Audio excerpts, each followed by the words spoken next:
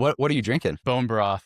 Kayla makes it every morning for us, and then she puts in some salt and pepper, Okay. and it's really good. And then I have my coffee over there, but bone broth is like a staple for us every morning. So, Is she making it like from scratch, or is she using like Kettle and Fire? what was the brand right now? I think it's Kettle and Fire now. She did make some 2 weeks ago, and we just ran out of that one. So we kind of go back and forth a little bit. Um, but I think this is the jalapeno flavored one, which is really good.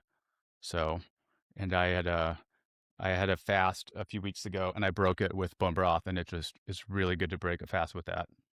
My brother just did a 10-day water only fast. Uh he's a savage. But he broke Yeah. it with like I was talking to him. I'm like, how are you going to break that? And he's like, dude, I'm going to a barbecue joint. And he just like smashed like 2 pounds of food. So he went hard. It was more for the mental strength. Yeah. He's like, I just want to see if I can do it. The first year he did 3 days and then 5 days, and now he's at 10 days. I wonder how long he'll go. Jeez. But it was very impressive. Because the longest I've done is 3 days, and I broke that not a good way either, Yeah. and it messed me up. I ate way too much food. Yeah. Yeah. The most I ever did was 6. And, you got to be careful because if you do like nuts or starch, it's going to like really mess you up. It's 8:15 where you are. I'm assuming you've already gone through kind of your standard morning routine. Do you have stuff that you do in the morning each day that are non-negotiables? Yeah. So for me, what I'll typically do when I wake up, which is a little bit before my wife, so I'm getting up around between 3:30 and 4 with no alarm clock, which is great. So I just go to sleep early, wake up around 3:30 to 4. I will do our garage is a home gym, so I'll do a workout, then I do sauna, so it has some time to heat up, and I'll do about 20 to 30 minutes in the sauna, and then I'll finish with cold plunge and then shower, and then I get in the Word and pray. And while I do that, I'm on the PEMF, and then like red light, cap, and then I start my emails. So I'm not on emails for the first 2 hours of being awake typically, which is really helpful because it's so addicting to just pick up your phone right away and see what happened. But this is a much better way of life, in my opinion. 100%. I have a new thing where I turn my phone physically off. So I plug it in, turn Mm, it physically off the night before, and it's in the office. Then I'm, with my wife, and I go to sleep. And then I wake up and I'm not allowed to turn my phone on for at least 45 minutes after I wake up. nice. And for that very reason, like I wake up, it lets me read, and then I'm able to start journaling. I'm able to meditate, and I'm able to just not start my day with that, oh, what are these emails? What are the analytics from the podcast? And it just, if you pick your phone up first thing, it just immediately puts you into like rush mode, and you have to catch up all day. Yeah. No, yeah. Well, and going to bed at night, it's like you got to turn that off, well, like an hour or so before bed at least. Um, but I'm constantly like tweaking what my daily routine looks like because I've noticed there's parts of the day where I'm, more creative. There's times of the day when I'm, better at the numbers stuff and replying to emails and phone calls. So I'm trying to structure it in a way that's optimized for each time of the day. But it's kind of a fluid thing, and I'm sure once we have kids, that's going to change, change everything. But 100%. not there yet. Yeah, neither are my wife and I, but I completely agree with you. I've found like I need to front load my day with the creativity. So I've Mm, had a couple times, interviewing people from all over the world in different time zones, and my podcasts, if they're after like 1 p.m., I'm just not as I can't talk as well. I'm not, my brain's slower. I'm just kind of like pulling myself together versus if I have it early in the morning, like I have all this energy. I'm excited to talk about it. Like it wakes me up and pulls me into the conversation. So it's really funny how much of our like mental day taxes our brain in terms of creativity and what we're doing. mm, yeah, no, definitely. Like for me, after lunch is when I'll do a lot of phone calls and I'll go on a walk if I just want to talk to people. But morning is like the golden hours for me with getting stuff done. So I've told Kayla, I said, hey, like before lunch, like those hours are worth twice as much as like a late afternoon hour. So really try to, ideally let me focus and knock that out. And then we can, catch up on all the things later in the day. So yeah, I'm Yeah. kind of the same way. This morning workout when you wake up and head to your garage gym, And I'm sure it's not a standard garage gym. I'm sure it's pretty tight. But what are you guys doing? Or what are you doing? Are you worried more about like strength training, zone two, a mix of both? Yeah, so I'm 38 now and trying to transition from what I used to do with like a bro split to a little more longevity focused. I do want to put on some muscle before I hit 40, just because I know how important that is to really do. So for a couple months ago, I was still on the Texas method, which is basically Mark Ripato's thing of like 3x5s, increase the weight every time, compound movements. Um, and that is going well. It's just I'm like a hard gainer, so I just need to eat more. But then when I eat more, I get a little. It's harder for me to work when I'm eating a lot. So I'm slowly doing lean gains on the Texas method, and as long as I trend in the right direction, then I'm happy. Not trying to go crazy, out the gate, but mostly compound movements. We haven't experimented yet with the tonal and like that type of thing. So for now, we just have a bunch of rogue stuff with like, squats and deadlifts, and she's got a few machines. But our garage is, slowly getting transformed and upgraded. So it's a 3-car garage here in Austin or here in Dripping Springs, and it's awesome. It's like having, I mean, you just walk in your garage, you're at the gym, so there's no commute time, and it's a huge like life hack if you can figure it out. But it took me 38 years to get to this point where I finally have a gym in my home that I'm excited about. Yeah, that's where I definitely want to be down the line when my wife is done with school and we have her home. I want a garage gym, but also it has to be like a garage gym where I have like I want my friends and I want people at my house like all the time, like throwing down. Cause for me, like the gym, going to like a CrossFit gym or a track with buddies, like the community aspect of that working out is Mm. so huge for me at this point. It used to not be like when I was competing and training, but now like I think about having a home gym. And if I don't have that community aspect where it's like people just come over and show up all the time, then I don't think it would get used as much as me just driving to a CrossFit gym just so I can see people and talk and laugh and joke around. Yep. No, that makes sense. Yeah, that's huge.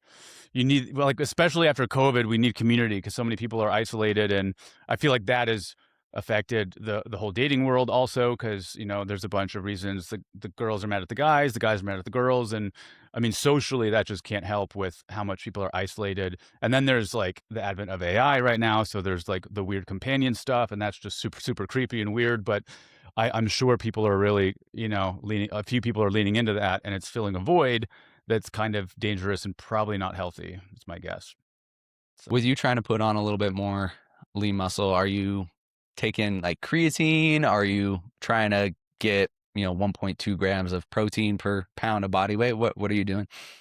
Yeah, so I'll do 5 to 10 grams of creatine in the morning with my coffee, depending on how I slept, and then I try to do like 1.25 grams of protein per pound of body weight. That's tough for me to hit every day, but that's definitely the goal.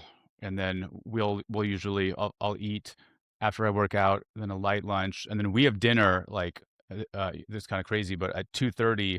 So I try to be done. I'm a slow eater. I try to be done with my calories at 3:30, and then when I go to bed at 7:30, I have 3 to 4 hours of not having eaten anything. Ideally, so that's Hmm.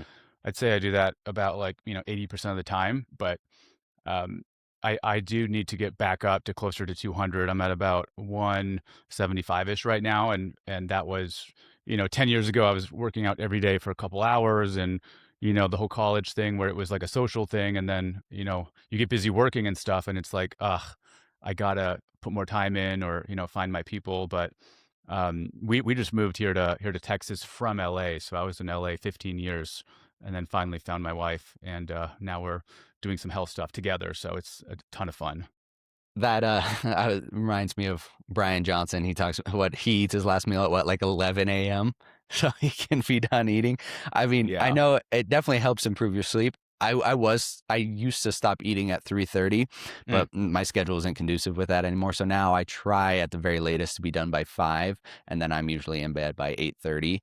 Wow. So Good. not as much time as I would like, but my wife's in medical school. She gets home later, and so we want to make sure we're eating together and do the stuff that we can do. But it is a huge improvement to sleep if you can get done eating earlier. Yeah. Were you always that way before you got married, or what was your like bedtime like, 5 or 10 years ago?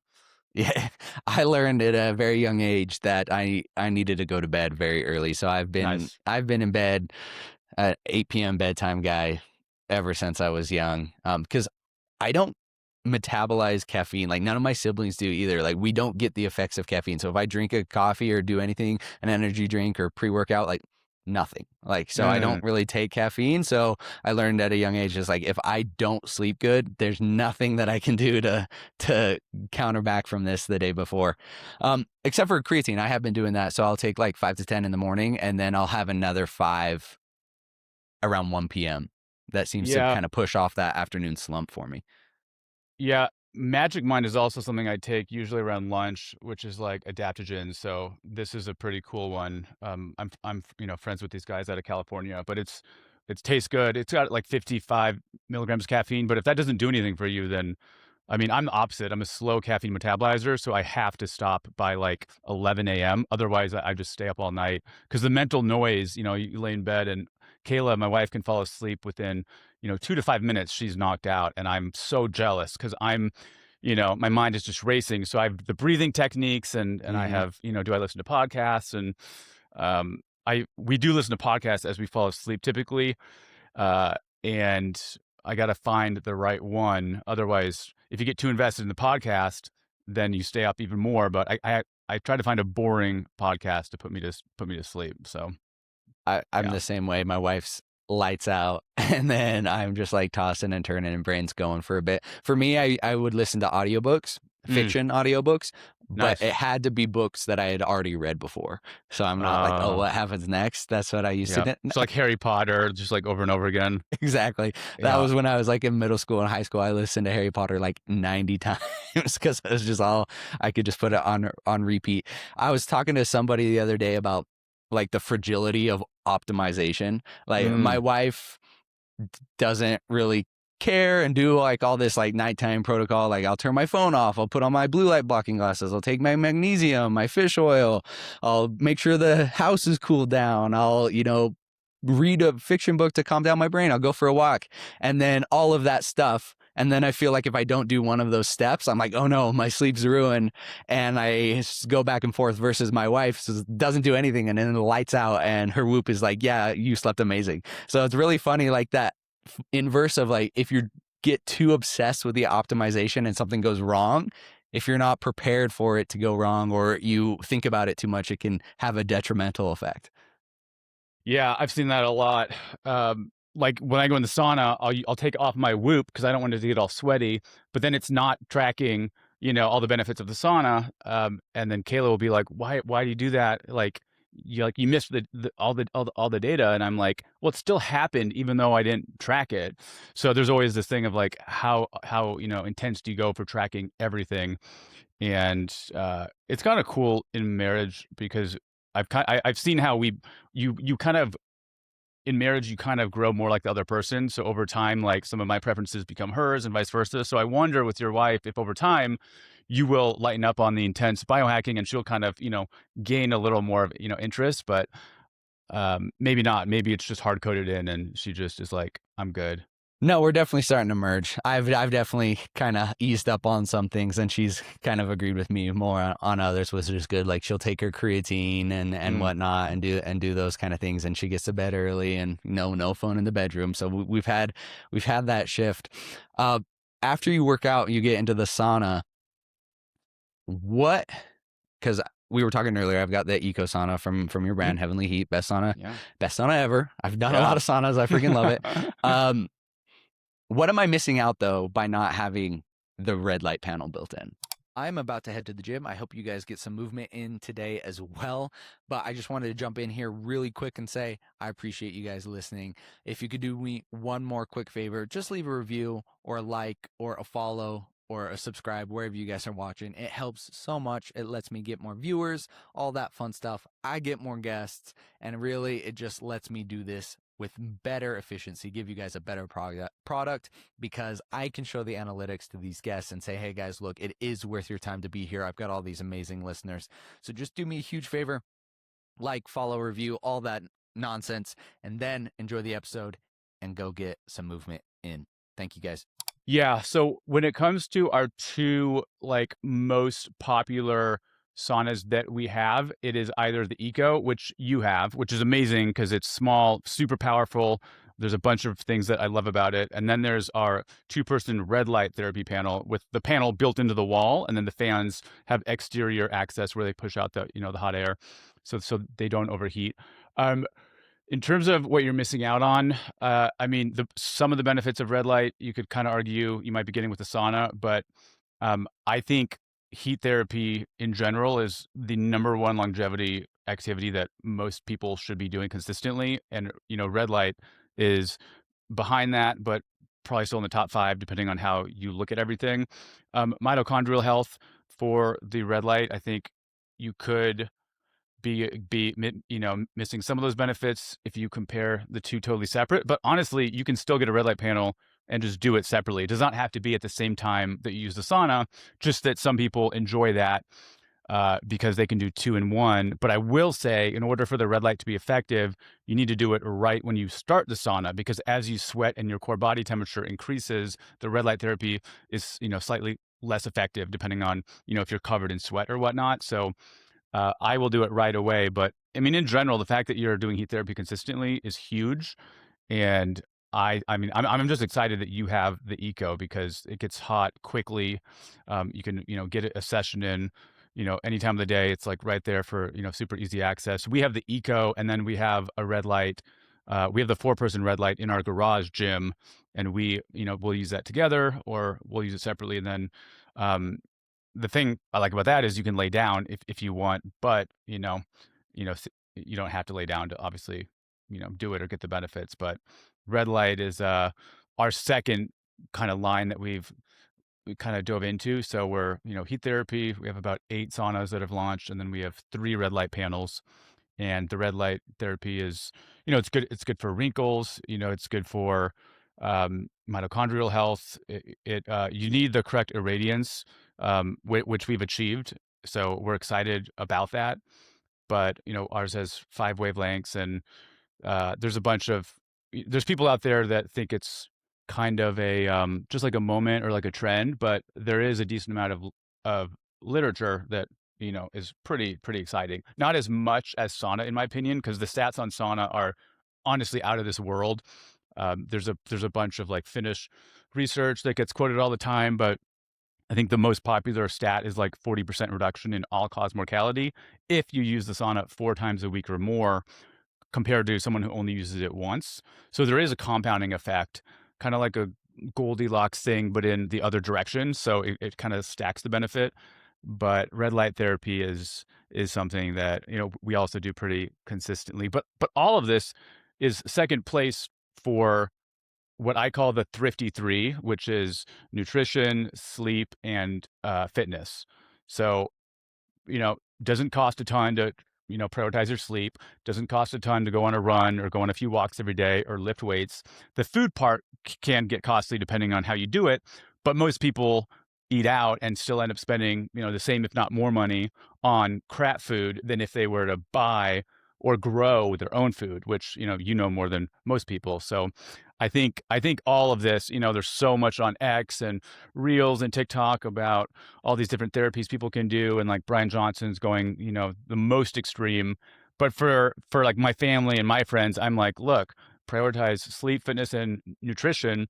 And then I would say number 4 is heat therapy. And then you can kind of start to stack all of them. Yeah. I was talking to my dad yesterday or the day before about his eyes are starting to go a little bit, so he needs like reading glasses and whatnot. And I remember listening to Joe Rogan, who said like the red light panel like really helped his eyes and like kind of stop the degradation of his eyes. Have you done anything on that?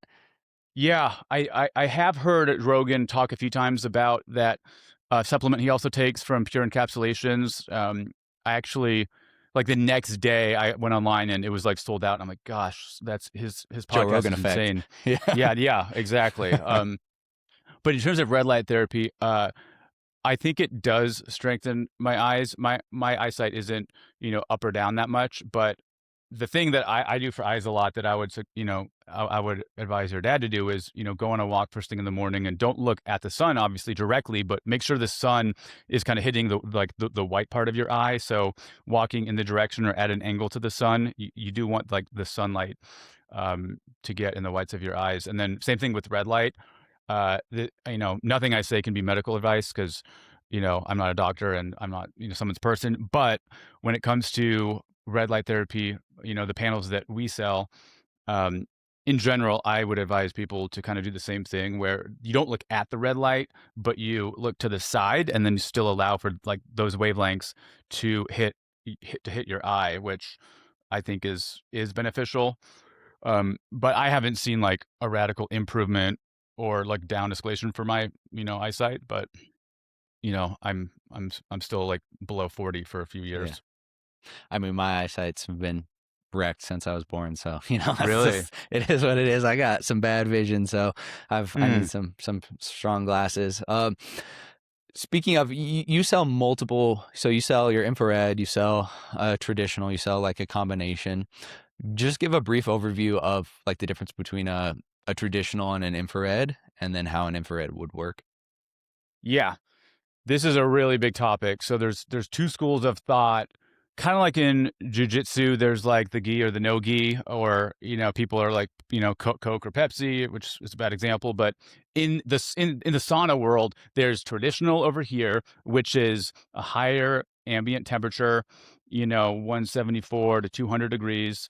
That is the Finnish method. So the heater heats up the air, or if you go outside on a super hot day, that's kind of like traditional. On the other end of the spectrum, you have infrared, which is more intense of a heat, and in my opinion, less of the ambient temperature level is comparable to a higher of traditional. So what does that mean? It means the infrared heaters are basically pushing this infrared, 1 to 2 inches under your skin.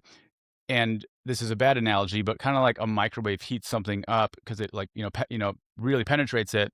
What infrared does is the waves kind of heat up the core temperature of your body quicker than ambient.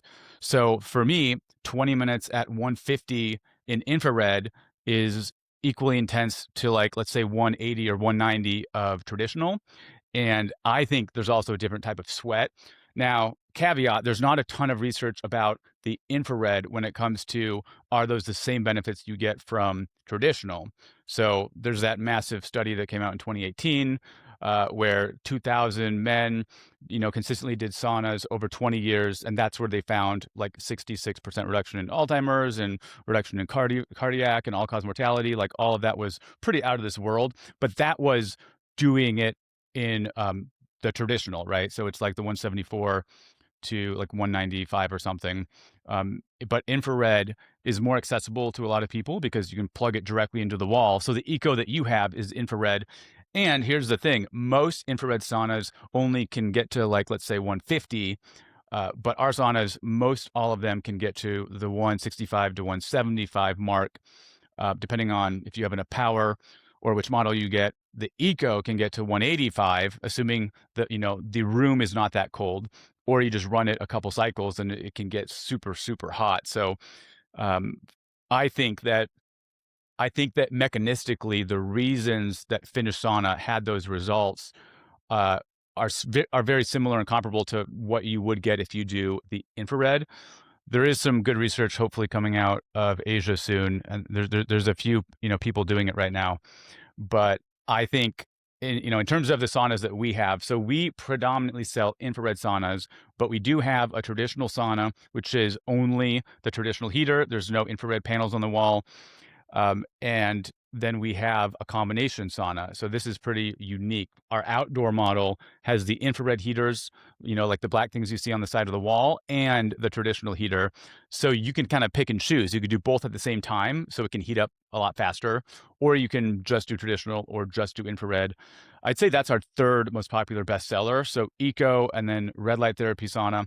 are like 1, 2. The third one is probably the combination, just because people want the traditional heat and the infrared heat. Now, the big caveat is when you get a traditional sauna heater, you're going to need a 240, which is not like a normal, like you're plugging in your lamp or your computer, so that does require an electrician. There's not a ton of, we have a shortage of electricians right now in the US, so they're super expensive. So if someone's looking at a high quality sauna and they want to spend 5 to 10 grand, if they decide to go traditional, you need to factor in another 2 or 3 grand for an electrician to come not only hook it up to the circuit, but also potentially um, put one in if you don't already have it. So many people will order it and, have all these issues when they get it because they didn't understand it, even though we're, trying to tell them a few times along the way, are you sure you want this one? This is not a normal one. But I'm a big fan of infrared heat therapy. It feels good. Also, the sweat also smells a little different. This is totally just like anecdotal, but if you do like a traditional sauna, and then infrared, and then kind of leave the towel like for like 20 minutes, the two sweats kind of smell different, which is who knows if there's something there, but I do think there's something to the heat penetrating your body, and I love doing it after cardio or after a workout, because then you maintain that elevated heart rate. And for me, it's way easier to sit in a sauna than to just be on a jog. Mm. Plus you get to read, you get, like I might be on my phone sometimes, and then the phone overheats, you got to throw it out. The Eco will kind of do that to your phone pretty quickly, right? Do you ever have your phone in the sauna and then it heats up like after 10 minutes, you got to throw it away? Yeah, it heats up fast. So usually, the way my sauna protocol is, I'll come in, I'll turn it on. Within 30 minutes, it hits 141, 142, which is usually when I get in. So I get in around 142 and I stay in for 20, 25 minutes and ride that up to like 160. And yeah, within about 8.5 minutes, my phone's like, hey, it starts slowing down and getting laggy. So I throw it out, and it's got Bluetooth, so you can listen to things over the Bluetooth. Or I'll put it on like a little holder like right outside Yep. the door, and then I'll watch like Nice. YouTube or something. But what's really cool about the Eco is you're exactly right. Like you can bump up the number to 200 degrees. So I was like, okay, I wonder if this will actually get this hot, and I wonder how accurate the digital display is. So I ran it it was like a cycle and a half. So it took like 90 minutes for it to get up to 192 on the digital. And then I got two third-party thermometers, and I put one in there. And then I took like a meat thermometer, like a digital Nice. thermal pro pen, and I cracked the window and like sealed it around it. So just the pen was inside there. And if anything, the digital readout built in undershoots what the actual Yeah. temperature is on inside. So Yeah. I got in there at 192 for 20 minutes, and it was brutal, man. It was Wow, you did brutal. 20 minutes at 192. Yeah, it was brutal. Yeah, on some of the ecos, they only go to 185 now, just because that's kind of borderline dangerous for 190 or 200 infrared. I mean, that's crazy. And I forget, is yours, so yours can go to 200. That's awesome. Uh, yeah, I think that like a lot of people just would not be able to handle that amount. When it comes to our saunas, like the main thing that is unique about us is we make them with no glue, so there's very little off gassing that would ever occur. A lot of saunas will use glue because wood construction, it's much easier with adhesives. But glue is the last thing in the world you want to be kind of heating up, because then you're breathing in potentially like the formaldehyde or SVOCs, a bunch of horrible stuff. So we make all of our saunas with no glue. The second reason, which your Eco has this as well, is a Faraday cage on the roof, which is essentially grounding it, or reducing the EMFs and the ELF exposure to a really good degree. So a lot of like the cheap saunas, if you got a sauna, let's say at Costco, which is much cheaper, it will have the glue. And if you take an EMF meter, I'm trying to see if I have one, it will show like pretty high ratings, which that's the whole thing of why you don't want to sleep with your phone at night next to your bed, is your phone will emit some EMFs. Still TBD on how harmful they are for us. I think they're not great. So I think a ton of exposure over many, many years is probably not a good thing. But our Eco is heats up fast. There's no glue, and it's got the Faraday cage. We used to sleep in a Faraday cage, and we're like, well, what if we just kind of take it and ground it and put it under the thing on top? So we definitely geek out over how to have like optimal heat therapy. But there's a bunch of like good brands out there. We just kind of find our niche with trying to be the cleanest we can possibly be. Yeah. I mean, and to be clear, I don't use my eco usually Okay, get good. into that hot. I usually get in at around 142, and that's Nice. plenty. Like I'm sweating like profusely within like 8 or 9 minutes and completely soaked after 20 minutes. So that 140 and ride it up to like 160 seems to be perfect for me. My dad recently purchased, he's out in Illinois. He purchased a sauna from Costco after using my eco, and Nice. he's like, dude, this sucks. He's like, Yeah. I'm taking it back. He's like, I need to get the one you have. So he's taking it back for that very reason. Doesn't get hot enough. It smells. It takes too long to heat up. And he's like, yeah, I'm getting rid of this. And so he's taking that back, and then he's buying a Heavenly Heat, which is good. Well, let me know when he's ready, because we'll be sure to like hook him up and give him a few options. So let's keep talking about that. I would love to. Like I love helping people get healthy. So I got my parents one. I've got almost all my siblings one. We're actually from Illinois as well. So what part of Nice. Illinois? Like, is he? What county or town? He's down at the very bottom, Southern Okay, Illinois, Carbondale, Marion area. Carbondale. Wow. Yeah, Yeah. I did a lot of traveling volleyball in high school and college. So I remember kind of traveling down there. Um, it's cool that you will get in your ego at 140 as it rides up to 160, because what you don't want to do is set it to like 160, get in at 160, and then what it's doing is it's kind of turning the heaters on and off and on and Mm-hmm. off. And with infrared, you want to be sitting in there while you're getting the infrared the whole time. So people kind of obsess occasionally over how many minutes before it heats up and how hot can it get. Whereas the real benefit in my mind is just get in at 120, 130, 140. And that way, during your 20 minutes, the heaters are on the whole time, because the heaters are stupid. They're either on or off. So Mm-hmm. as soon as it reaches the temperature you set it at, you'll actually hear a little click. And what that click is they're going to turn off for 5 minutes until it goes a few degrees below. And then you'll hear a click, and that's them turning on again. So you're actually doing it really well by getting in at 140 and just kind of riding it up the whole time. I realized that after it within like the first week of owning it, I was like, Mm. okay, I'll get in at 140 and ride it up, and it was hard, and it gets easier as you use the sauna as you get more heat adapted. But initially, it's like very hard, and then I would get in like the next time I used it, I was like, okay, I'm gonna set it to 165, and I'm gonna get it on 165. I'm like, oh, this is way easier. I was like, Mhm. okay, the heaters are probably turning off to regulate the heat and whatnot. I'm like, yeah, it's way better to get in early and ride it up, because that sweat is a lot. Yeah, that's why traditional is so different and kind of easier, because you're not getting penetrated by all that heat. It's just the hot air is slowly heating up your body, which is totally different. But yeah, I'm excited that you're doing that. Do you ever do it before bed a couple hours to try to see if it helps you sleep at all, or do you mostly use it in the Mhm. morning? Uh, it depends on my schedule. So yesterday I used it around 6:30. Yeah, and I slept great. So usually it is the morning, but Mhm. if my time runs out, like if I couldn't get to the gym or the way I wanted to, I'll turn it on, and then I'll go out for a run, and I'll come back, and I'm already hot, and then I'll get in there. And those are the hard sessions when your core Yeah. body temperature is already up. The other thing I love about your guys' saunas and this sauna is like it made it possible for somebody who lives in an apartment, whose Mhm. wife's in school, to have a sauna. Like it takes up such little space. It just plugs into the outlet. Your power bill doesn't go up too high, and then you can just have a sauna, like an extremely high quality sauna. Yeah, the Eco 2 is you kind of put it together like Legos. So if you ever move, it's not that crazy to take apart, Hmm. unsnap the hinges. And then they're also built to last, and they're so heavy and like well made. Matt Justice has a lot of great videos about the Eco, because he was obsessed with it. But it is noticeably heavier than like a Costco sauna. Like the panels, like I can hold a Costco panel with one hand, whereas with the Eco, I have to I can barely put it all together just myself, because if you lift it up, it's like super thick. The glass is thick. So it's built to last, and we have a really good warranty. But the Eco is like the way to go. That's like, people are obsessed with it. And it's 30% smaller than the one person. So there's less volume to heat up. Hmm. But if you ever want to do it with your wife or whatnot, then you're going to need obviously two-person or more. Yeah, yeah. So I, yeah. I I've already moved with it once, and you're exactly Mm. right. Like I took it apart, then put it back together. It's pretty heavy duty. It's Yeah. well made.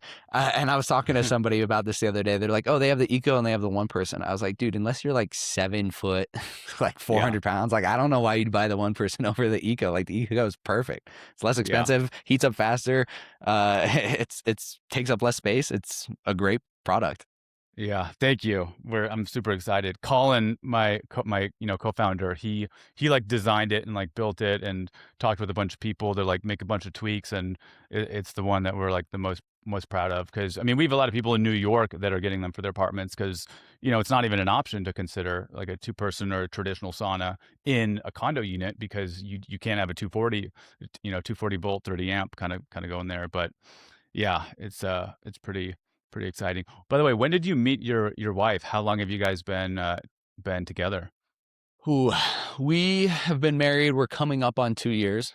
In Nice. May we'll hit 2 years. And then we were dating, including engagement, for like 2.5, 3 years. Uh, Longer than your guys's, Yeah. you and Kayla. But I'm from Utah, so Okay. it's less like when you say that to me, I'm like, oh, that's like everybody else I know in Utah who gets married and engaged after 5 months. So, Yeah. but I mean, what was it? I mean, that's it. I'm glad you brought that up. I'm 20. I just turned 29. My wife's about to turn 26. I'm the oldest of 5 siblings. I'm the first to get married, first to be, engaged and in that serious relationship. What, what should you say to your siblings? I know you're the oldest of younger siblings as well, but what would you say to them or people who are starting to get married that, like, that's not traditional, like finding somebody within that amount of time frame, getting engaged, turning around, getting married? How did you know she was the right person for you? How did you guys talk about that and go in with the right intention? Yeah. I love this topic. So I approach relationships from the standpoint of what is your belief or purpose in life. It's hard for me to extrapolate that and have like blanket advice, but I know that for me as a Christian, I view marriage not in the traditional sense. A lot of people that want to get married, they're approaching it from the standpoint of, well, what is this person going to do for me? How is this going to benefit me? How do they make me feel? And it's all about them. So you have two selfish people come together, hoping that they both make each other happy and fulfill each other's needs, and then they commit to a lifelong covenant. But what happens under that kind of like worldview when the other person stops making them happy or stops making them feel a certain way? Well, that's why one of the reasons we have so many divorces is because people are approaching it from kind of a selfish standpoint, when love by definition is a selfless act, not just a feeling, it's an act. So if you look at, let's say, like a mom and her baby, the baby demands a ton of time and commitment and energy from the mother, by virtue of being a baby. And the mom, in addition to having that feeling of love through her actions of taking care of the baby, she grows to love that baby even more. So then it's like a feeling and an action, and the action makes the feeling stronger and it kind of compounds. So if you look at like relationships, I think most people are approaching it from kind of like a normal or like mainstream standard of, well, like what's this going to do for me? Whereas as a Christian, my mindset is completely different. I believe that marriage kind of helps us become more like Christ or really understand God more. And the highest level of love is laying down your life for a friend. Like that's like the most you could do. And I believe that's what Jesus did for us. And when you look at marriage, the Bible does have a few things to say when it comes to marriage. And, a lot of people will say, wives, submit to your husbands. And a lot of people get mad about that. And, oh, what does that mean? But the bigger thing is what it says for men to do after it says, wives, submit to your husbands or respect your husbands. It then says for the men to love their wives and then to lay their life down for their wife like Christ did the church. So a husband is supposed to, under, the Christianity, basically concept of marriage, the husband is supposed to love her wife like Christ loved the church. How did Christ love the church? He died for the church. So for me, when I was like, I'm going to marry you, I want to get married, that's not me saying, I love you because you make me happy. That's me saying, I want to, uh, be selfless and choose you every day. I want to love you like Christ. I would lay my life down for you if I had to. I would sacrifice my life for yours. So I want to make sure that my life is harder than yours, and I want to work hard to make your life easier, and also just protect her and be there for her, and all that stuff. But my point is, I'm not approaching it from, okay, finally I get to get married. This is amazing. I found my person. She's for me. Now there are a bunch of things of like, okay, well, you, what are things that you kind of compromise on or not? Um, and I think at the end of the day, just a mindset shift. But I'm the oldest of 6 kids, so for my siblings, when I'm talking to them about this, I will kind of say like a version of that. Like, why do you want to get married? Is it to make you happy, or is it to build something that will go beyond you? Because as soon as kids get in the picture, which I don't think me or you have kids yet, right? Mm-mm. So once that happens, it will be a big change. I think people do overblow it a little bit, because I know so many couples that freak out when they have kids, or they complain a ton, and I'm thinking, well, what did you expect? Like, it's a baby, it takes work. Like, our life is not the pursuit of pleasure or comfort. Our life should be the pursuit of giving of ourselves and loving other people. And with family, it's like, when you have kids, they'll be here when you're gone, and there's something really special about that. And the whole family model kind of mimics what God, the Holy Spirit, and Jesus have, which is that kind of like communal group core family kind of thing going on. So I think marriage is way more than like a government piece of paper thing. And I think that most people do it for the wrong reason. But my views are much more traditional. And what sucks, and I do feel for women, what sucks is when there's a guy that might be incompetent. And how does a woman let a man lead her when the man isn't fully competent, right? Like, for us, I handle a lot of the finances. I'm good at math.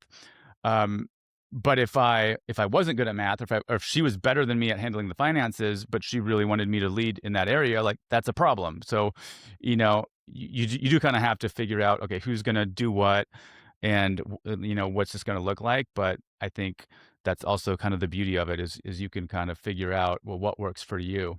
But it is a huge blessing having a wife. There's so much that she does for me, and it kind of is a huge unlock, which, as an entrepreneur, it's like super helpful, because she like cooks our meals. Like, that's huge. They're super healthy, and then I'll do other stuff for us. So Mm-hmm. it is really exciting to be married. And we matched online 2.5 years ago. I proposed to her 3 months after we matched online. So it was like really quick. I was praying about it, fasting, like, God, is this the person that you want me to choose? And ultimately, we chose each other and got married in Cleveland, and moved to LA for a year, which is where I was. And then now we're in Dripping Springs, Texas for almost a year now, but we're about 2 years in, just like you guys. So, I think there's like marriage advice, like in the dating world, or like, that. And then there's like, well, what does the, first year of marriage look like? Now that you're married, what does that look like? And that's a whole other thing that I've thought a lot about, because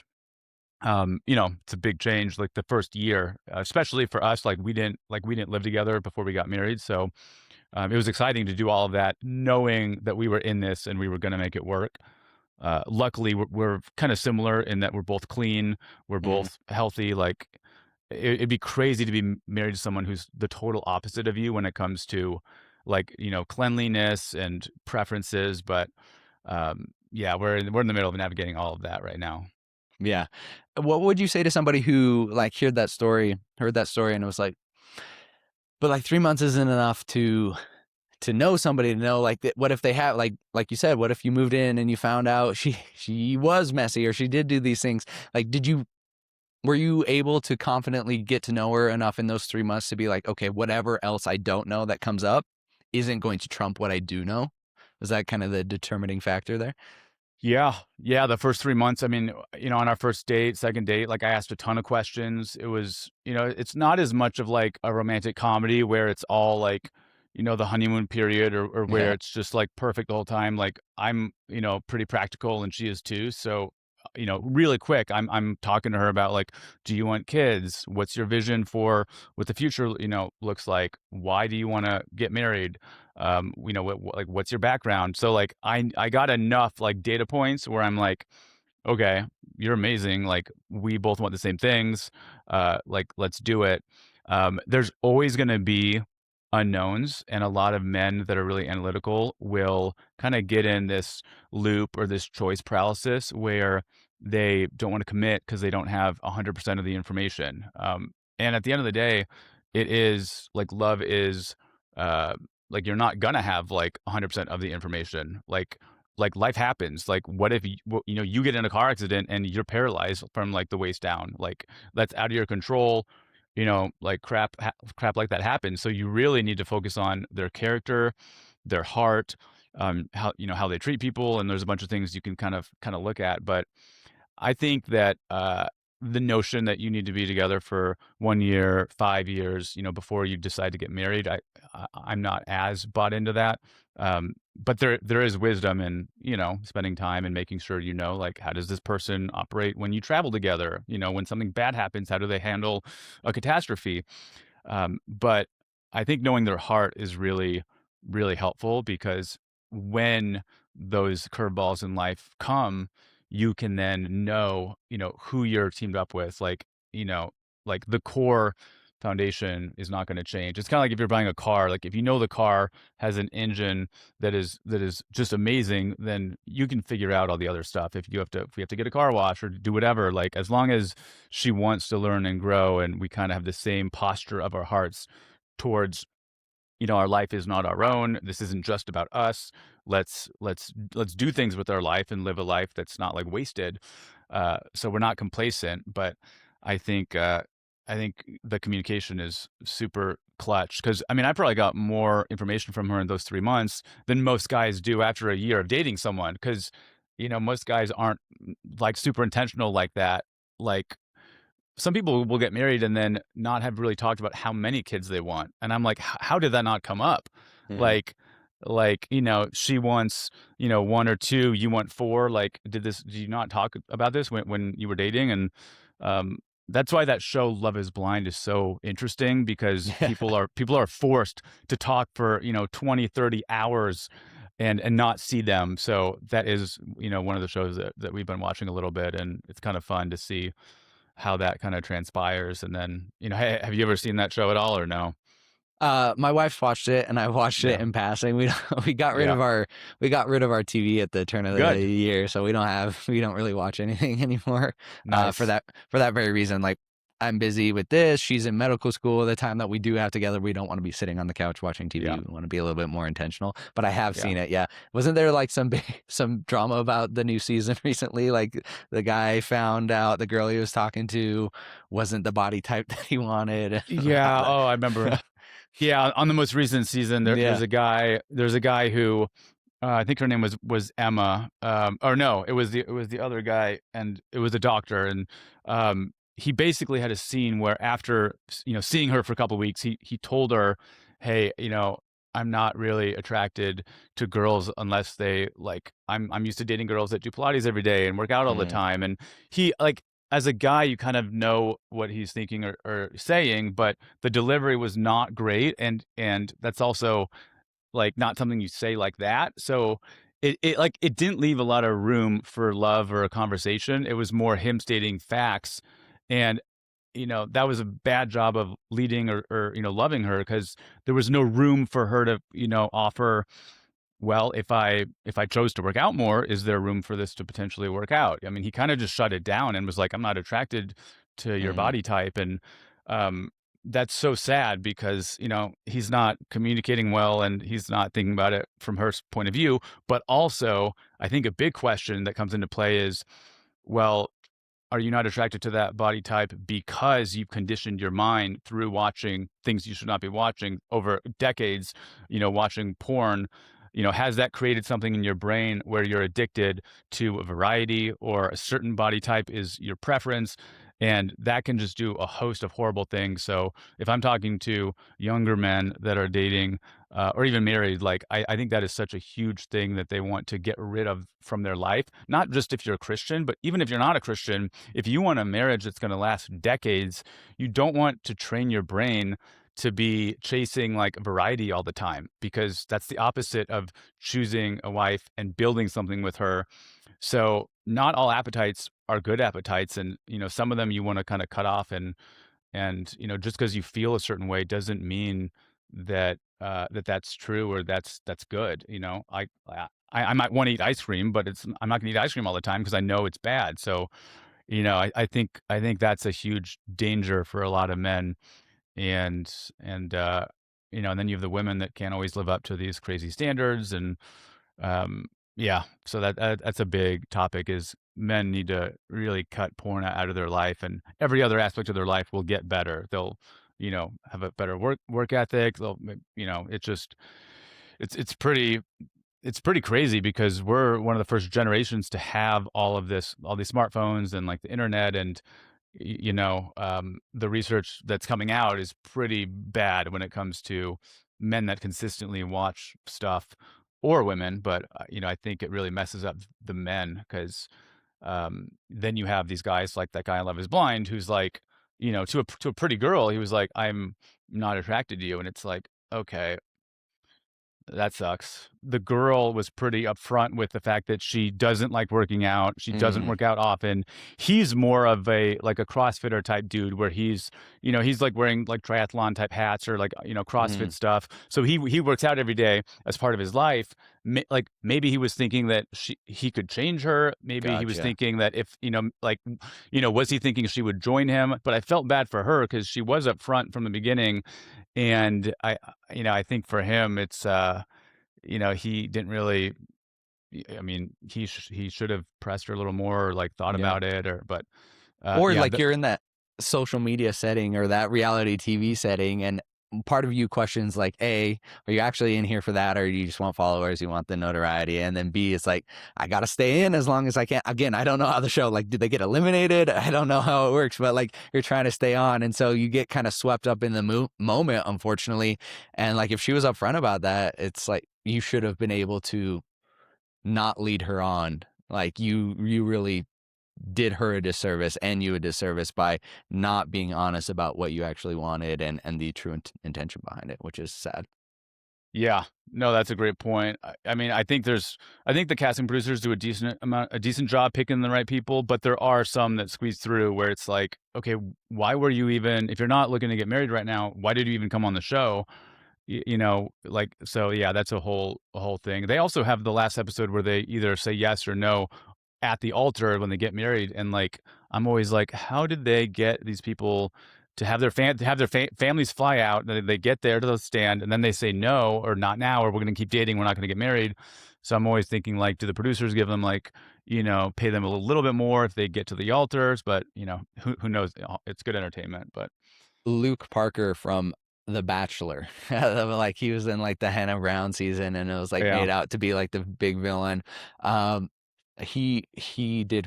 He's super into CrossFit. He competes at like Rich Froning's gym, like CrossFit Mm. Mayhem.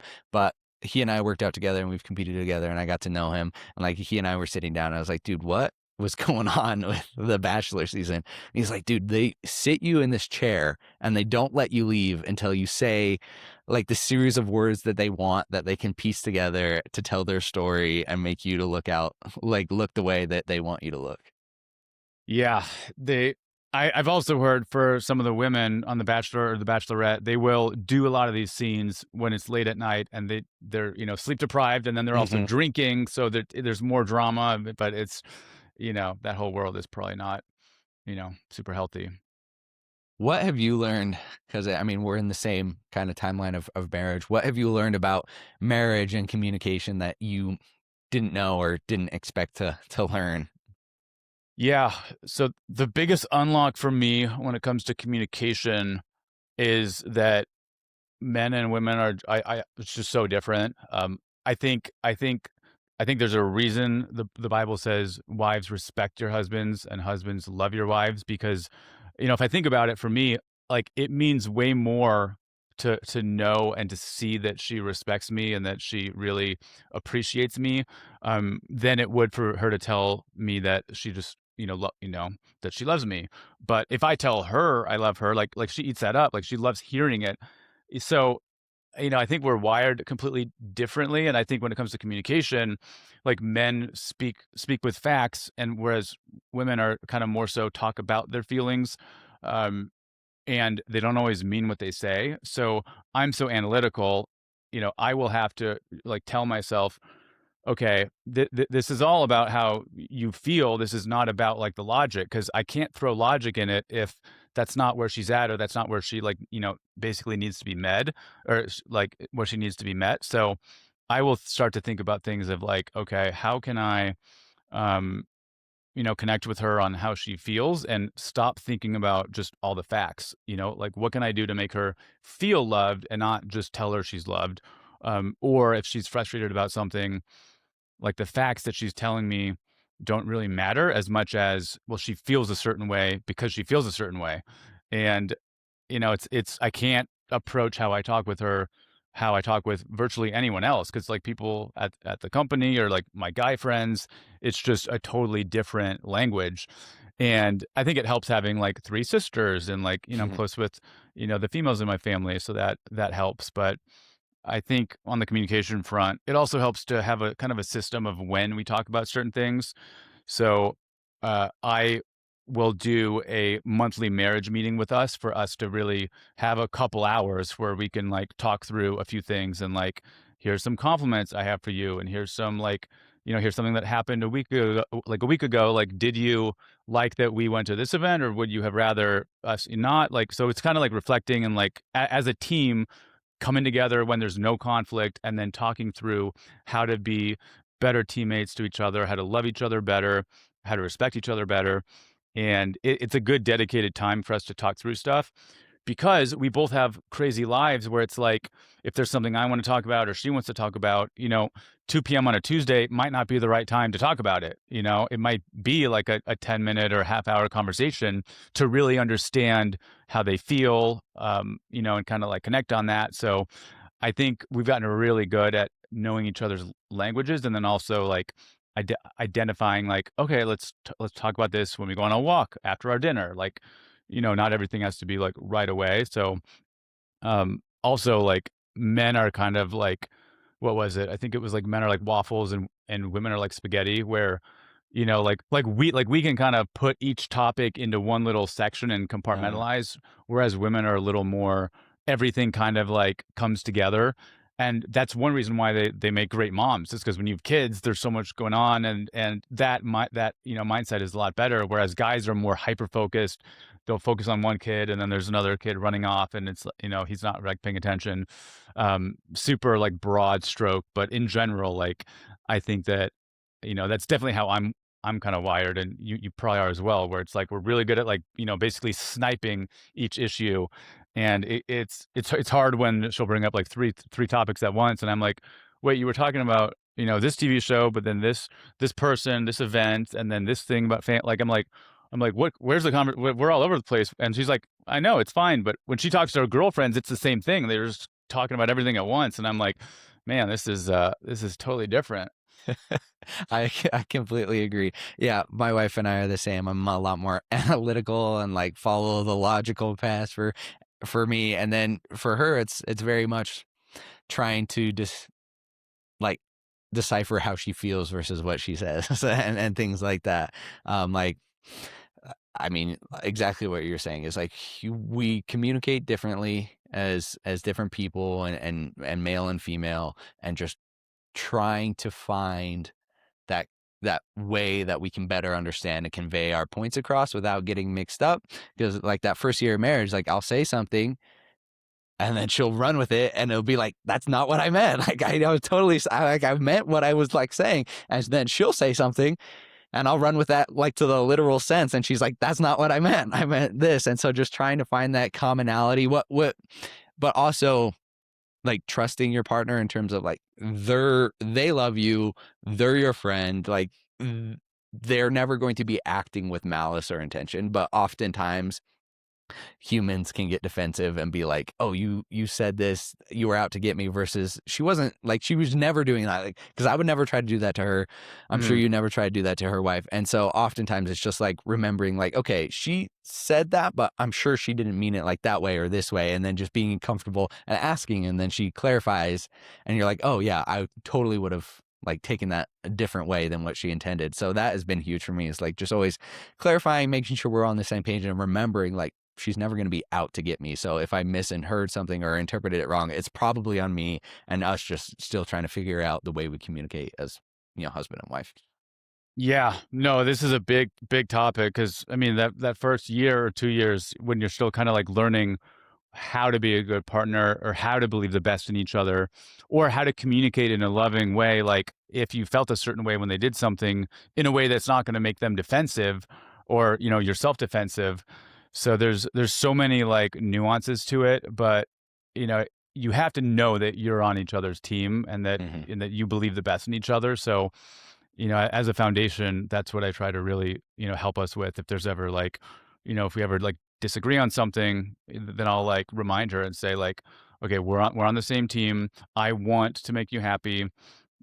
Let's just talk about how we can do that. Like, what's the pros and cons, and then we'll talk about it. But you can't go at it from the standpoint of you versus me because that's just the opposite of marriage. I mean, you're supposed to be one. You're supposed to be kind of like a unit that can, yeah, you're two people, but if you're trying to make her happy and she's trying to respect you and you want the best for each other, like then you can talk through it and figure it out. But the problem comes when two people that are both selfish get married, and then it's like it's hard to give advice to that because Yeah. they're not gonna keep you happy for your whole Yeah. life.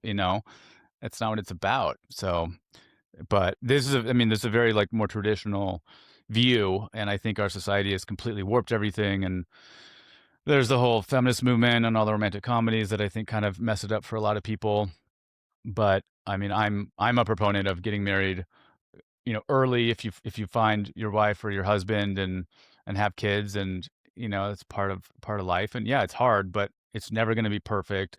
You're never gonna have, like, the perfect amount of money in the bank, or, like, the perfect situation. There's always gonna be things, but, that's part of going through life, and if you have someone to do that with, that's exciting, but you have to choose it, and you have to realize it's not all, rainbows and, like, butterflies. Like, it takes work to have a good marriage. Like, the whole saying, like, good marriages make for bad movies because there's not as much drama, like, there's not as much toxicity. Like, when two people really have something solid, there's not as much going on. So, like in Love Is Blind, the only couple that I think got married or, like, the best couple was the most kind of boring couple that people on TikTok kind of like ignored because there was like nothing exciting about their like relationship other than they found each other, they were in love, everything aligned, but there was no drama, there was no nothing. And I just remember seeing them being like, yeah, like, great marriages aren't dramatic. It's doing the work and having the conversations and loving each other and all the other ones that are like, time bombs or, like it makes for good entertainment, but it's not probably healthy to watch too much. Do you know who So, Arthur Brooks is? He, no, I don't think so. he's a professor at Harvard. He studies like happiness, talks about Mm, relationships. Just released a new book. He did the rounds on like Chris Williamson and all really? the big I've probably seen podcasts. his Yeah. clips. Yeah, he's super cool to listen to. But something he talks about his relationship with his wife, and he says something that all couples need to do is four things. He says the first thing is they need to focus more on the joy and less rehearsing like the problems. Like if they had a Mm, fight, they don't need to be talking about the fight all the time. Just like start doing more joy and having more fun. The second thing is like they need to do more right hemisphere brain activities together. So mm, praying, meditation, just those things that are like bring you together and waken that right hemisphere. The third thing is like for females, like the male partner needs to always look into the female partner's eyes. Like eye mm. contact is a lot more important for females than it is for males, and like they always need to look into their eyes, which is hard for me because for some reason I always look at the mouth. Like I need Mm, subtitles because mhm. I need subtitles. So I've always been working on looking at my wife's eyes whenever we're talking. And then the fourth thing is for females, for male to do to males is like always be touching. So Mm. like, you know, when you're next to each other, like loop your arms around, like make him feel like the protector, like he's there to save you and protect you and hold you. So those are the four things that my wife and I have been implementing since the last month that we've heard that is just rehearsing more joy. Don't or doing more joy. Don't rehearse like the bad times or bring those up as much. Like resolve it and then just let it be. And then Mm. to the right hemisphere. And then for me, always looking into her eyes. And then for her, always be touching has been huge. Yeah, I mean, that's great. Yeah, I think I have seen a bunch of those clips, and the right hemisphere. I'm trying to do more stuff with us on our Sabbath. Like, there's a few art projects, but I'm like, man, like we do need to unlock that part of our brain, which you know I don't do it on a daily basis, so it's like, okay, I need to be intentional. I do have paintings in our house that like I painted many years ago, but if we did that together, I think that could be a fun like Sunday activity to really kind of unlock that other part of our brain. But I'm also trying to figure out what the Sabbath looks like because as an entrepreneur, there's so much going on. It's tough to have a day where it's like, okay, this day I'm not going to do work. But I do think there's something really special about working really hard for 6 days and then having a day that looks very different. So it's probably going to be Sunday for us, but I'm not going to be doing work emails, and then we can do other things together that are different than like from what a Wednesday would basically look like. But I read Charlie Kirk's book that he had finished before he got assassinated, and his book is all about the Sabbath. And he talks about how when he was doing like all the turning point stuff, he was working 7 days a week. He was just going. Then he had a coffee with someone who kind of told him and said, look, you need to have a Sabbath, otherwise you're going to burn out. You'll be more productive with the Sabbath. So it was a good book, and I've always kind of half implemented that topic, but it was a good encouragement to be like, okay, I am going to be better on those other 6 days if I have a full day to unplug and for it to look different.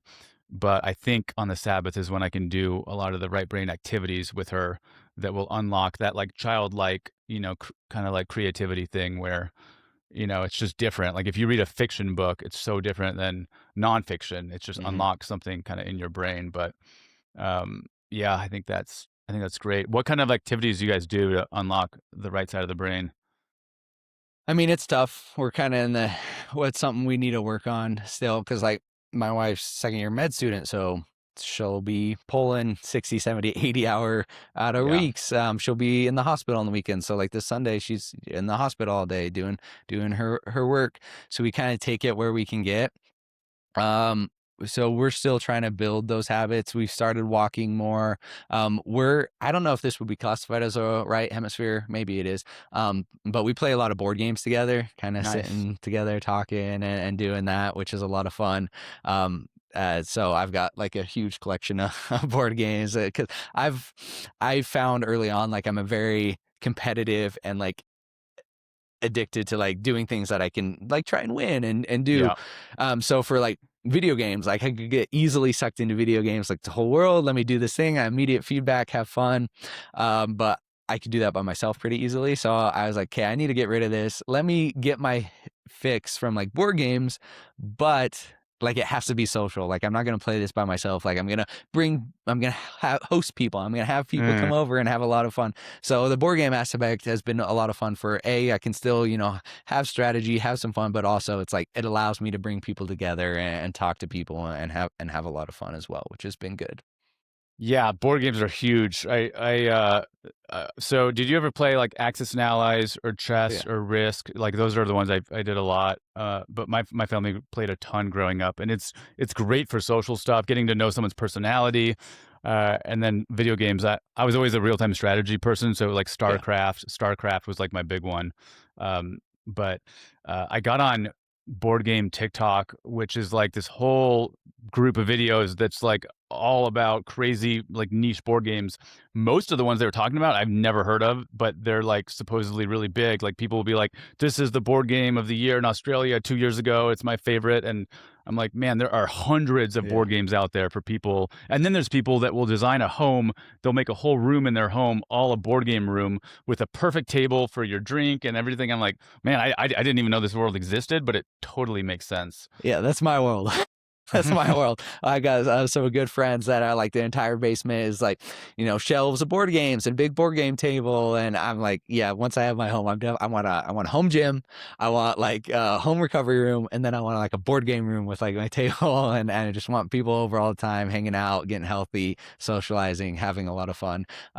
Because I mean, if you play StarCraft, you play the real-time strategy, like you would enjoy some of these bigger board games. Like I went down to Arizona last weekend. It was my brother's birthday and we played a board game called Twilight Imperium.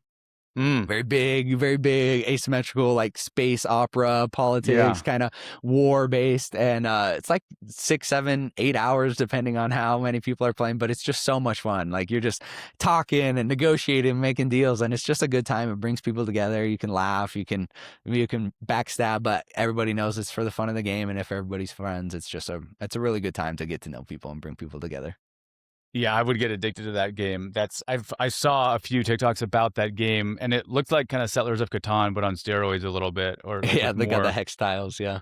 Yeah, yeah, I got into that for a while with like the expansion pack. So Cities and Nights was like Hmm. a really good one. It's just it's like an all day Saturday kind of thing, which I'm down, but Yeah. Kayla kind of would get antsy after an hour, whereas I could play like an 8 hour board game and just be in heaven. But she'd kind of do her own thing, and I'm still meeting people in Austin. I have a lot of people in Los Angeles, but it takes a unique person to be down for like an 8 hour strategy game. Yeah, for sure. I mean, I moved to Denver. I with my wife from her school, and I didn't know anybody here. And there's a big Facebook page, the Board Game Geek Facebook page, because Really? BoardGameGeek.com is the like go to. It's where like all the games are ranked, and you can see like the number one games in the world and everything. It's kind of like the web page. And so they have a Facebook page, BoardGameGeek.com, with like 400,000 people in there. I was just like, hey guys, moving to Denver. Don't know anybody. If anybody's down to play some games, and then my friend Coop reached out to me. He's like, hey man, you look pretty normal for a board game person. He's like, you want to come over? We can, you bring your wife. You can meet my wife. And I met him, and he's been one of my closest friends. Met his brother. We met another person. We kind of created this group of people that is just like we meet at least once a month. We have like a dedicated like the last Wednesday of every month where we kind of get together just so because they're married, they all have new kids. Mm. And it just gives us time to bring us together and meet people that we otherwise wouldn't have met. It's a lot of fun. Wow. So you're starting on Wednesday night. What games do you play that are only like like a couple hours then? Yeah. So yeah, we wouldn't be playing Twilight Hmm. Imperium. We'd play. So we'd start at like 6, and that is a night where I tell that like they know I go to bed early, but it's a night Yeah. that I'm not going to get to bed at my guaranteed time. But for me, it's worth it. Like the worth like building the connections and having that social aspect is worth it. Mm. But right now Yep. we do. So there's 4 of us. Me, Record, Coop, and Jonathan, and we just kind of rotate. So every month somebody gets to pick the game, and then we all do like they share a YouTube video that teaches the rules beforehand, so we Nice. can kind of go in and play some things. So we played games like Brass Birmingham, which is like the number 1 rated game. We're playing tomorrow, I think, because we missed the Wednesday in February, so we're making it up for tomorrow. We're playing like Sid Meier's Civilization. That's a video game, but there's a board game Mm. version that one of our group wanted to play, so we're playing that tomorrow. So I need to learn the rules. Wow. Yeah, that's a board game. So you're doing Saturday tomorrow. Hmm. Yeah. Yeah, if you look at video games, people that don't play those don't realize how many categories there are. So there's like first person shooters, but Hmm. then like the really fun ones for me is the real time strategy, which is where you're controlling multiple, like, like an army or The like top down and yeah. yeah, yeah, and like you have resources and you can control tons of different things and where do you put your time? So I think StarCraft or like, the Warcraft genre from or like Age of Empires, I think that's really good for entrepreneurs because it Mm. teaches you how to allocate your time and resources and where to, strategy. And, I got obsessed with that when I was like 12 years old. And then, kind of like in the back of my brain, like how I attack everything in life is kind of okay, well, I have 25 things to do today. I can only do 12. What am I going to do? When am I going to do it? But it's yeah, those games are super fun, and as a guy, you got to be careful because you can get sucked in, and just if you're not married or you're not dating, like a lot of guys, like that's their community is just like getting Yeah. on Xbox at night for 7 hours after work, and just ordering food and if you're not careful, 5 years can go by, 10 years can go by, and then it's like, okay, what did you do in your 20s? You just play games. So Well, I yeah. mean, speaking of the entrepreneurial aspect, when you took over the Heavenly Heat brand, because that was a brand that you took over, it's been around for a bit. Was there any kind of mistakes or errors that you made when you first came into it? Yeah. So I was on the entertainment side. So I went to film school at Northwestern, moved to LA in 2010, and I was at WME, which is kind of like the Entourage thing. So I sat next to Ari Emanuel, who's the real life Ari Gold. So I was knee deep in the entertainment industry. Then I went to digital, so I was working with YouTubers, and I was a talent manager, and then I worked at like a tech company and a platform. So I had done like the brand side, the representation side. So then when I got married and we kind of partner with Heavenly Heat, it was a little bit different because it's not straight up like digital on YouTube stuff. But I would say like the biggest thing at the beginning was staying true to like what the company's thesis was, which the company started in 1988, so the owner had just retired in his 70s. Colin, my partner, had just bought the company from him a few months beforehand before we partnered with Colin, and I think one of the biggest things is just like, okay, we're not going to go mainstream and just, go as big as we can. Like we need to stay on like no glue. Like here's our niche. Here's what we're going to own. We're not going to do another product unless it's what we feel is the cleanest or best in the world or in its category, or it has like a really unique differentiator. And the other thing is just finding like the best people and hiring them and keeping them like motivated. We've hired a bunch of really exciting people that are passionate about life. They love what we're doing and they love our mission. We just hosted an offsite here at our house about a month ago where we had 14 people kind of fly into Austin because we all work remotely in like different states. And I think the team and the team culture is just one of the biggest things that as a CEO you really need to like nurture and keep that top of mind, because if you have someone there that shouldn't be there, or they're going to kind of bring the culture down. And I think that's a pretty big one. And that allows you not to micromanage, which is huge, because if you run a company or you own a company, you start off with like yourself, or you get to 5 people or 10 people, and then you get up to like 25 plus. You can't, even though you want to do a lot of things and you can do a lot of things, like you can't do it anymore. You need to delegate. So a lot of it's me coming in for the first 5 or 10% of a project and then kind of helping the team. And then I'll, come back like a month later or like a week later and kind of see what's going on in the progress. So it's a different muscle, being kind of the owner compared to like an IC or like an individual contributor. Because, even if you're an IC at a company, you're doing the work. If you're good, a lot of times you're then asked to be a manager, and that's like just because you're a good IC doesn't mean you're going to be a good manager of people. And then you have a lot of ICs that become a manager. They're still doing the work and they're managing people, and that's a whole other thing. But as the owner of a company, it's like, man, there are so many departments and things to think about. And like the vision, like, do you raise money or not? Like, what does your marketing look like? How do they talk to sales? What about operations? How do they all talk together? How often do they talk together? So people who don't ever have a desire to do that or like think about it just would not really even know how to relate or what kind of stress can come from that. Um, but after doing it at a few companies now, I see why in free markets the best CEOs get paid what they do, because I'm not justifying that they should get that amount of money, but on paper, from a math perspective, it does make sense, because the amount that's on the line with some of these decisions and the amount that that person has to throw themselves into that role and kind of sacrifice every other area of their life, which is why a lot of them get divorced and have a horrible personal life. It's because the more you work, each additional hour the more it's like leverage essentially, and you're the only person that knows everything that you know all in one place, and the amount of tools you have to have in your quiver to be good and to be on top of it and to look at competitors and to hire the right people, and there's just so much going on. It is so different from like a normal 9 to 5.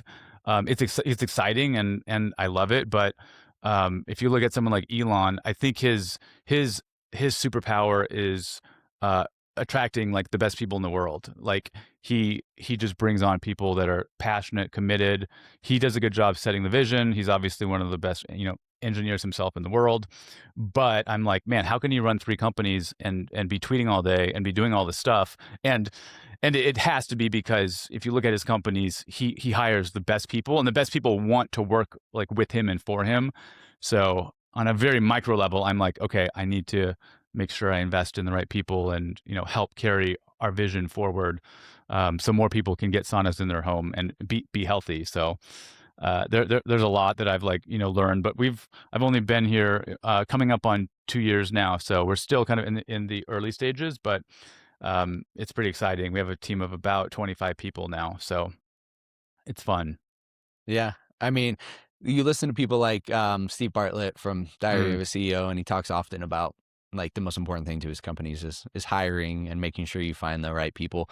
Is there a certain set of processes that you've put in place to make sure you find the right people, or is it something you're still trying to figure out? Yeah, that's a big it's a big unlock if you can nail down your hiring process. I will ask certain questions in the interview that really kind of pulls out, so I could see kind of where the person's coming from. I also think that like when you have a role you're hiring for, don't just put up like a generic job description. Spend half an hour or an hour thinking through what a project is that can really show you if they're going to be good for the role. So for example, I put up a job description about a month ago. I had a crazy project in order for someone to apply, and I'm like, this might be too much. I don't know if people are going to do it. So I thought about it. I put out this project. I had about 800 applications for this role. How many people do you think actually did the assignment? It was like Evan? 4. For Yeah, single digit. Like no one did it. Um, the person who got the role was one of those 4 people. He did a Loom video. He came on for about half an hour. He presented something. He had his critical thoughts. I could see from the video, like, okay, here's his energy. I asked him questions, not just about like the work stuff, but also like what was the hardest year of your life? um, how someone answers that is going to tell me like how social are they, what are their priorities in life, like what did they go through. So that for me, that's like a self filtering process where yeah, 800 people can click on LinkedIn, apply, send the resume, but I specifically say like your resume can't be more than like 1 page. I'll get people that are 23 years old and they have a 3-page resume, and I'm like, dude, come on, like, no, this is like you didn't read the instructions. There's no way, like, I don't need to know what you did in junior high or high school. Like, that should be like 1 line or 2 lines, like, not so. I'm real big into hiring when it comes to like what can they do beforehand before we like get married, and then I'm also big on hiring contractors and then converting them after like 3 months. Hmm.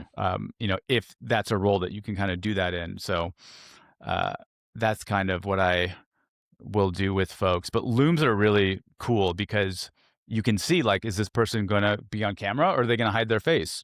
Are they going to share their screen and kind of go through stuff? And then I get to see, are they organized? Like what's their folder system?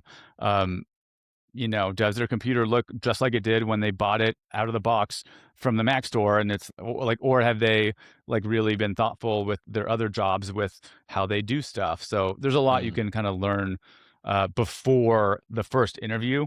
And some people were mad. There was a big post on like LinkedIn. Oh my gosh, this is crazy. This company wants people to do all these things before, like just to apply. And I'm thinking like, yeah, that's the whole point. Like I had one interview with the person that did a great job and I hired them. Like I saved 30 hours of work, by putting in 1 hour at the beginning of being like, okay, here's like the 15 questions I want you to answer. And that's kind of unorthodox, but it's worked really well for us so far. If you're one of those people that watches podcasts and doesn't just listen, you've probably noticed this sauna right behind me in each and every one of my episodes. That is my Heavenly Heat Eco Sauna, and it is seriously the best. It's not just there for decoration. I use it each and every day. Heavenly Heat makes some of the cleanest saunas on the market. They are ultra low EMF, no glues, no dyes, no plywood. It's all 100% hemlock, and they are extremely easy and high quality to assemble. And my favorite thing, they don't require any electrical or wiring. All you have to do is plug it into an outlet and it starts working immediately. Heavenly Heat is a sponsor of the show, and if you're interested in getting a high quality sauna, head to heavenlyheatsaunas.com/Merrill. That's heavenlyheatsaunas.com/MERRILL, and use the code Merrill at checkout to save some money. Thank you so much. How tough is the logistics side? Because I was looking at when my dad said he's taking it back, I sent him over the link to the 2-person with the red light, and I saw like they're not shipping until July. Like, how hard is it to make sure everything's staying in stock? Because obviously, like, it may be because I have one and I talk about it a lot, so my feed is inundated with Heavenly Heat Sauna, but it seems like you guys are growing pretty quick. Yeah. Hopefully that will get moved up soon. We pushed it back a few months because honestly, we just have so many orders right now. Like I don't want to burn out the team, and I want to make sure we get through Q4 because we had so much volume in Q4. Everyone was buying for Black Friday and Christmas. So it should be adjusted hopefully in the next 7 days. The logistics portion is very complex. A sauna is not like an Amazon Prime thing. It's like 300 pounds, shipping to places in the US that might not have a lot of truck routes. As a company, we are not the ones owning the trucks and all the warehouses. We work with partners to rent the warehouse and to fulfill the orders. So a lot of the nuances and problems that come with the fulfillment and the logistics side, there's some elements that are out of our control, which makes it really difficult because we want to have a standard that's up here, but not all of our partners, and there's some that don't exist where they can meet our standards, or they'd be crazy expensive where we'd have to really raise the price even more. So the logistics is a really nuanced topic. We also have a really intense QC process. So if we go through the sauna when it's done, if it has dings or if it has anything problems with it, then we're like, okay, we can't use this panel. We got to get another panel. So we do have a fairly robust team that has been growing like crazy to fulfill it. But going back to Elon, he knows more than manufacturing, probably, than anyone in the world. And he says it's the most complicated thing to do manufacturing well. And for us, we're just doing saunas. But I mean, when you're talking about physical goods, and then, big physical goods to get them to people when people are used to same day, thing on Amazon, it's tough. So we have to educate people, a tiny bit. But that's why I was telling us we should connect about your dad, because there might be a few options or, that's more of an artificial thing that we really kind of put on hold because we don't, we're not ramping up a bunch of things right now. We're kind of laying the foundation for the rest of the year and making sure we fulfill the orders in the best way. But it's tough because if you say, okay, our lead time is going to be 4 weeks, you have to explain okay, we can get it out in this amount of time. But then if we have a partner and it goes to one of their hubs in, a random part of Georgia, sometimes that partner, for example, will wait until a truck can have a route that's going to be most efficient. So, sometimes the customer might get it sooner because the route filled up. Other times, if it's a really unique route, it might take longer than what we had hoped for that route to fill up. That's kind of out of our control. Now, what we can do is we can raise the lead time and say, hey, it's going to be 8 weeks before you get your sauna, but you get free shipping, which for us, we bake that in. So it's free shipping on all the saunas. But it's just tough because also on Shopify, it's okay, we can't do, a gazillion different estimated delivery times and have that be a dynamic field when we're also working with multiple partners to do the shipping. So it is a really complex math question, and a lot of people do get annoyed. But I'm trying to think through how can we under promise and over deliver without hurting sales too much, because I kind of want to say yeah, we can get the sauna to them in like a month, but like let's just say it's going to take 3 months because I want to beat expectations. I hate when we say it'll be a month and then it takes like 6 weeks because I'm like, because then people get mad, and I'm like, Yeah, oh, yeah. So for sure. I mean, it's a multi-100-pound piece of equipment that's getting shipped. So it's really impressive what you guys were able to do. I mean, when I got mine, it was great.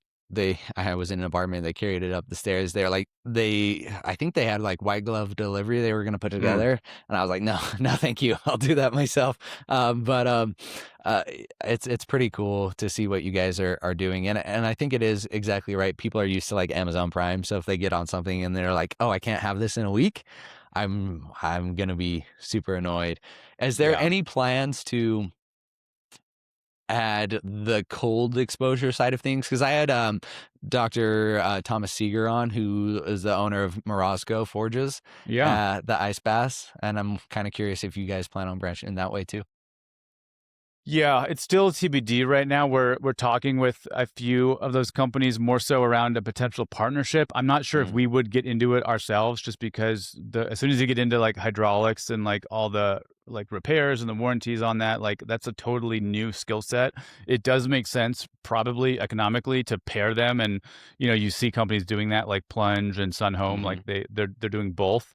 I just don't know if we want to put our energy into doing that because we have so much demand for heat therapy, and I think that's going to continue to grow probably faster than cold therapy. I mean, for me personally, it's more enjoyable to sit in a sauna for 20 minutes than to do 3 minutes at 35 degrees. I mean, that's just not, you do feel good after, and I'm sure there are a lot of benefits. It hasn't been like researched as much as heat therapy, but I think there's other product lines that we could lean into, but it's not off the table. It's on the docket of like, okay, do we just partner with other people that are doing it well? But I'm so back and forth on it. It's a whole other ball game, and I just want to make sure we're doing right Yeah. by our heat therapy customers for now. Yeah, you don't want to dilute the effectiveness of your current product, which is the best at what it is, being clean saunas. Speaking of, what would be like the elevator script? So if somebody's listening to this and they're thinking of getting a sauna, why should they do like a Heavenly Heat versus a Sunlight or a Plunge or a Costco one? What would be like the key points that would stand out? Yeah. When it comes to health, heat therapy done consistently is so immensely beneficial that I think everyone should be doing it. The issue comes in that the type of sauna that you buy will really make a big impact on your health for a few reasons. One, you want one with good heat coverage. You want one that's high quality and is not made with tons of toxic chemicals. Because one of the reasons that people sauna is to detox, and if you're trying to detox, the last thing you want to do is be breathing in VOCs from either hidden plywood or like wood adhesives that are kind of funky and not great. And then you also want to not be in like a microwave with tons of like electricity, so you want low EMFs. A lot of companies will try to, just exist for profit, and it's like, how many can I sell? How much money can I make? There's a lot of like cheaper saunas than ours. Ours are more expensive. We try to keep them as cheap as we can while still maintaining the quality. So to my knowledge, we're the only company that makes our saunas exclusively using no glue. So they are heavier because the way we have to construct them, makes them heavier. But that does make them just higher quality. They last longer.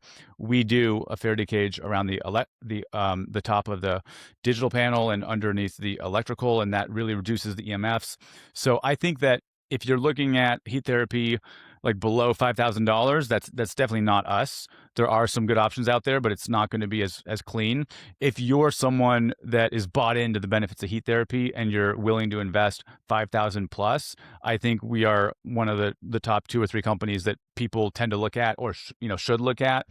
And I just think your expectations need to be, this is going to take some time before it's fully set up because so many people want it, and it's a big tool that's hundreds of pounds. So, I mean, it's not a hyperbaric oxygen chamber like we have in our room over there that is even more like hard to like, get places. But I think that when done consistently, sauna will really help people sleep, their mood. It'll help them detox, helps their cardiovascular health, helps their brain health. And I just think it's a no-brainer, assuming you already have a good baseline. You got to Mhm. have a good baseline, and then we can talk about heat therapy. And that's what me and my wife are doing. We're Heavenly Heat Saunas, but our company is Heavenly Health, so we will be launching other products. I'm actually sitting on a grounding mat right now, so Oh, I'm getting grounded.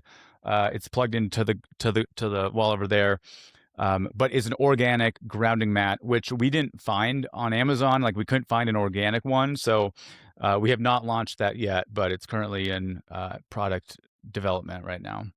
So we should send you one though. I should add that to the list. yeah, it's super interested to try it out. I had David Moss Jr. on. Oh Are you yeah, I familiar? love Yeah, David. yeah, he's a stud. And he's obviously the sauna guy, the cold plunge guy. He talks about him a lot, and we were talking about how good the Heavenly Heat one is. And then I asked him, I was like, "Hey, for you, what is the like most interesting thing in like the health space, the biohacking space right now that really moves the needle?" And he brought up the hyperbaric chamber. He's like, Mm. but the problem is like nobody can get it. It's like super expensive, super unruly and unwieldy. But he's like, if you have access to one, he's like, it moves the needle a crazy amount. Yeah, it takes a lot of time because you like want to do it for like an hour plus every day for a while, but it's expensive. It's hard to move and get places. Uh, it's more beneficial, in my opinion, when you are like recovering from something. Mm, Whereas I think heat therapy is more of like a baseline, like 5 times a week, or like basically use it every day. But yeah, David Moss Jr. is amazing. He's got everything at his place. Just like super positive person, family guy, high integrity. I can't say I mean, he's like the absolute best. He's been a partner for a while now. He also has the eco, which I think he really is enjoying. So yeah, yeah. he's a stud. Uh, well, Warren, to wrap up the podcast here, I always have two questions that I ask the guest to bring it home. The first one is, who do you think I should speak to next and why? And then the second is, based off a Ralph Waldo Emerson quote, if we counter a person of rare intellect, we should ask him what books they read. What would be a book you most recommend for me? Yeah. Um, I think you should talk to Matt DeMarcantonio. He's a computer science degree from Brown. He's done a few startups, but I think he's in Virginia now. I can't remember if he's going to be moving soon, but he's wicked smart. He knows a ton about history and the world, and he's just really interesting. Like when I have phone conversations with him, I'm like, man, you know so many different things, and he's someone that could be a really fun guest. I think he's a little more private. Like he hasn't done as many of these things, but I think he's willing to. I just think he's kind of focused on his thing. In terms of books, um I would read anything from C.S. Lewis. I just think he's like a brilliant thinker. So if it's fiction, I would do Chronicles of Narnia. It's one of my Yeah. favorite books. But if it's not that, then I'd probably do. I think Mere Christianity is just like a really good book. Yeah. That's probably. But I'm a big reader, and I have some of the ones behind me. The classics are this whole set that I read Hmm. when I was homeschooled. Um, but I will think on if there's any other recommendations than that. I just think C.S. Lewis is my favorite. Although you are 2 years into marriage almost, so I think a really good marriage book is The Reason for Marriage by Tim Keller. Okay. That's a really good one. And then those are probably my two right now, I think. Yeah. I obviously I've read C.S. Lewis. My favorite of the Narnia books is, I think, the seventh one, The Magician's Nephew. Like Mhm. I always loved that Mhm. one. I thought it was so good. Yeah, that one is a great one. They're all good. I can't wait to have kids and then read them that whole series because it's just such a good like analogy for a bunch of stuff that's in the Bible. And he was friends with Tolkien way back in the day, so it's kind of cool how they kind of both did their amazing Lord of the Rings and Narnia at the same time. But yeah, that's cool that you've already read Chronicles of Narnia. So I'm pretty sure we're getting like an HBO Narnia adaptation here soon. So wow. hopefully they do it right. Yeah, I mean, if somebody does do it right, HBO is the company to do it. Yeah, we haven't had a Game of Thrones-esque type show that really captured like the nation, but I mean, HBO will probably get it done. They'll invest, and uh, that's exciting. If that's actually going to happen, that'd be Yeah, great. 100%. Well, So. where can people follow you? Where can they get more? Where can they find more information on the saunas? Yeah, I am at Warren Lentz on every social platform. So, Lentz. And our company is heavenlyheatsaunas.com, where we sell our infrared saunas and our red light panels. And then my wife is at Kayla Barnes, and we do our companies together and all of our health stuff together. So we're a longevity couple that currently live in Austin, and we're super excited about all this. So would love to connect with folks, and that's where you can find me. And Chase, thanks for having me. This was a ton of fun. No, thank you, dude. I'm glad we finally got to make it happen. I'm glad it happened later, Yeah. versus when I initially got in contact with you, because the podcast has grown a lot. I've grown a lot as a host, so I think this was a better conversation than what it would have been, and hopefully we can do it again down the line. And because I think there's a lot more that we can talk about. Yeah, I would love that. I love that.